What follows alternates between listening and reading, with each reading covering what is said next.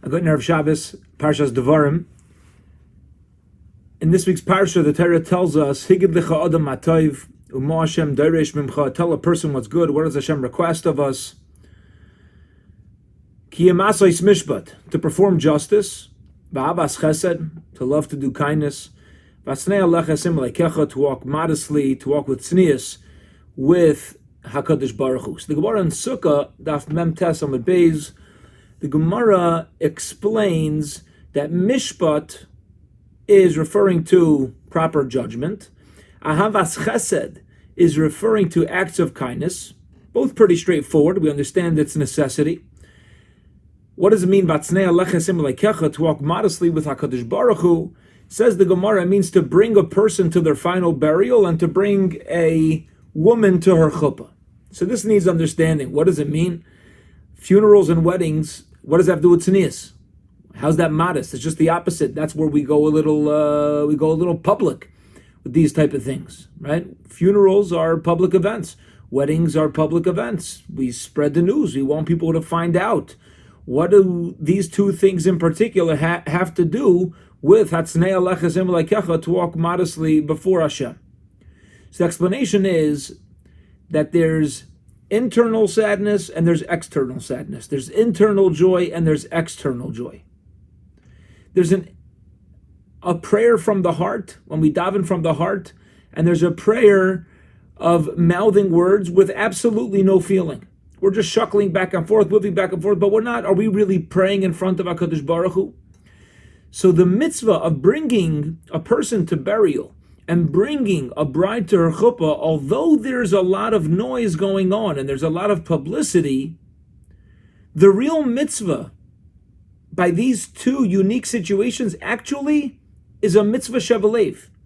It's something that's done internal. There actually is tznius in the performance of mitzvah, meaning if somebody's getting married, am I really bursting for joy with them?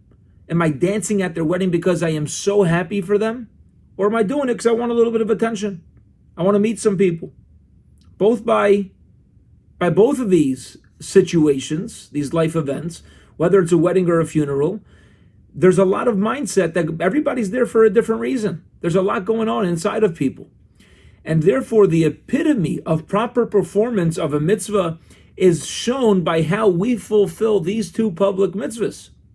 If we do these mitzvahs modestly, then we've performed this mitzvah properly, because really the insides, the privacy of it is functioning, even though there's all the hullabaloo that's going on.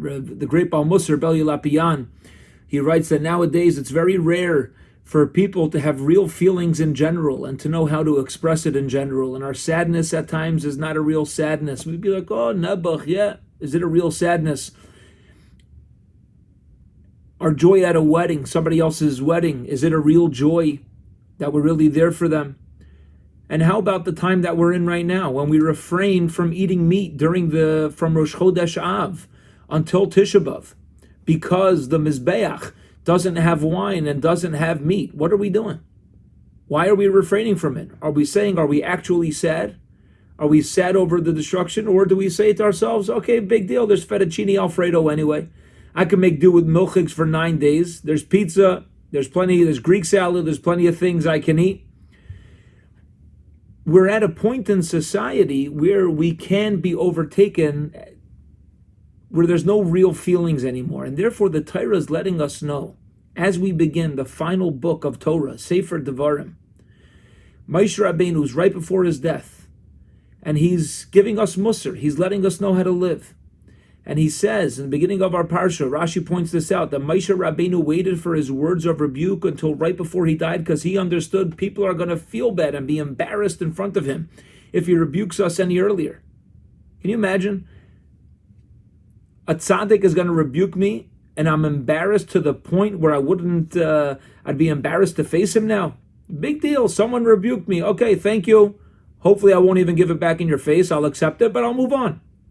It's because we don't have this depth, this reality, these private feelings that really are there. And that's this message of, as we begin Sefer Devarim, the rebuke of Moshe Rabbeinu, is letting us know that during this time, the 9 days of Rosh Chodesh Av, until Tisha B'Av, we're supposed to feel a real deep sadness. We're supposed to think about this and not to let it slip by without having any real, proper area of privacy with which to grieve over the loss of the Beis HaMikdash. Have a wonderful, wonderful Shabbos.